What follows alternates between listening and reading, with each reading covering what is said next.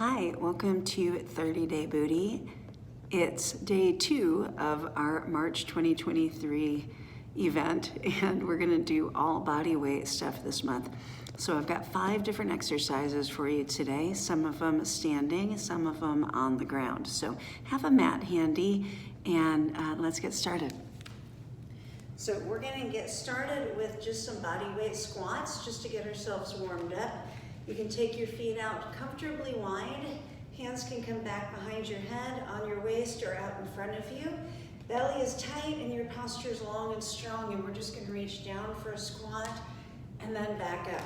This is just a warm-up set, so you don't have to be too precious about anything really, but keep your posture strong and make sure you're breathing the whole time. The deeper you go, the more heat you're going to create, but you do want to keep really nice form, such as knees pointing out towards your toes. Sometimes those knees want to drop in a little bit before we come up, so keep your eye out for that.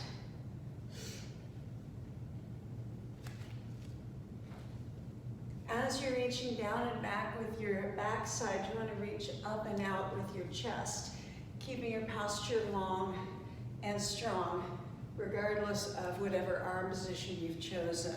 So I'm gonna have you do 20 of these, and maybe 4 more will get me pretty close to that. All right, now that we've got a little heat, a little breath, we're gonna make it a little bit harder. So we're gonna start off standing on our right leg. Get your left leg out of the way. That could be just with a tap down on the ground or maybe floated up. We're gonna do some single leg squats, 15 on each side. So I'm gonna reach my hips back, and I'm gonna reach down toward my toes or shins. As I come up, I'm gonna either float my knee or tap my toe, but I'm gonna stay on that same leg for all 15 repetitions. Checking myself to watch for knee stability. Make sure that knee is not wiggle-waggling all over the place. Thinking about reaching your backside back toward the heel, back behind the heel of that supporting leg. And sometimes it gets a little bouncy. That's okay. If that's too much range of motion, just as long as you're bending the knee and sending the hips back, you're just fine. If you want more range of motion and more challenge, you can take that reach down to the floor. If you need to hold on to a chair or something to help you balance, totally fine. So take all of the help that you need, but don't be afraid to let it be hard. So maybe not all the help you want. I'm gonna do 4 more and call that 15. Really feeling that stabilization into the hip. I'm gonna do a few more. I want you to do 15 of these on your right leg. Gosh, those feel good. And then you can go right away into doing 15 on your left leg. You will absolutely find that one leg is gonna be better than the other at this. Better at balancing, better at range of motion, better at strength, better at stability. And we have a dominant leg, just like we have a dominant hand. And that's precisely, this is not my dominant leg, by the way. That's precisely why we do this single leg work. Because if we stay on 2 legs, the stronger leg gets to take over and do a lot of that work. And it's a lot more stable, so there's not as much stabilization work going on. So by taking our legs one at a time, we can help to bring the weaker leg a little closer to the level of the stronger leg. They'll never be perfectly even because we don't live symmetrically. We always do things with one side dominant all day long, so you're not gonna fix that in the gym, but you can bring it a little bit closer together and give yourself a little bit better odds of avoiding injury and having a little bit more even strength if we split these legs up one at a time. I'm I'm gonna do 6 more, and we'll call that 15.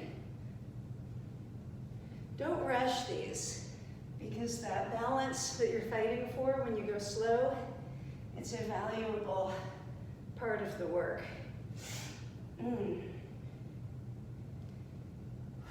gonna do 2 more. We all know I'm not really doing the right number, but I'm telling you what I want you to do. Try to be even with yourself. All right, so now we're gonna come on down to the floor. So I'm just gonna adjust my camera just a little bit as we go for the rest of our stuff. So we're gonna start off on our back, and we're gonna do some bridges. Heels are as close to the hips as comfortable. You can have your hands by the side to assist with stability. You can bring your hands up out of the way to give yourself a little bit more core. You can bring your hands up in the air for the same reason. And you're gonna lift your spine just like a drawbridge going up. You're gonna squeeze your glutes, draw your knees toward each other gently, and then back down. We're gonna pull those bottom ribs in so that we have a good strong core. So this shouldn't feel too hard, maybe. As you lift up to the top, your body weight's on your shoulder blades. You don't want to lift all the way up until you're putting pressure on the neck. It's just shoulder blades. We're nice and loose through the shoulder the whole time. Even if you're using your hands to push down a little bit to get that extra lift, you still don't come up higher than shoulder blades.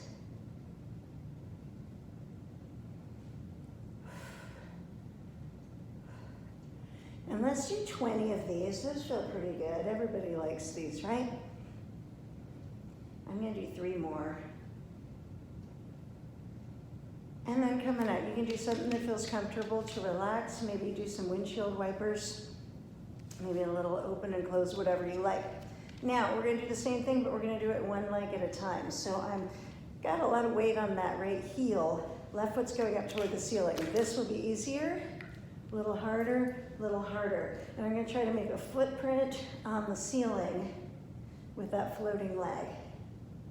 I'm gonna do 15 of these. It's quite a bit harder. A lot of pressure going into that glute and keeping a nice strong belly the whole time. And more importantly, breathing the whole time. I think that's 10. I'm gonna do 5 more, and I'm gonna go straight to the other side. You see me lifting my toes up, but that's just because I'm trying to make a point about pushing with the heel. All right, let's switch to the other side, and we're gonna do 15 right there. Heels comfortably close to the glutes, lifting as high as we can. And I'm trying not to kick that leg for momentum, but I'm just lifting it with strength. This is just a weight that my opposite butt cheek is lifting right now. I think that's 10. I'm gonna do 5 more. 4, 3, 2, and 1. So that was 4 exercises. I think I told you 5 today. Last thing we're gonna do is come to our hands and knees, or elbows and knees, your choice. Tuck the toes under, maybe float your knees. That's gonna make this work a lot harder. Knees down, much more forgiving. Before we begin, make sure you pull up your ribs, drop your shoulders into alignment. We're not sinking into the shoulders. And we're gonna lift up one heel at a time toward the ceiling. Lift straight back, donkey kicks. I'm doing the first 10 with my knees down. Nice deep squeeze in that glute. And then I'm gonna do 10 more, and I'm gonna take these into a floated knee, which is quite a bit harder. Trying to keep that knee as close to the floor as possible without tapping. It's a lot of core work, abdominals, lower back, hips, and of course, a lot of booty. 1 more each side. That's 20 of those total, 10 each leg. And now, you're done, and I got it done in less than 10 minutes again. Good job, guys. I'll see you tomorrow.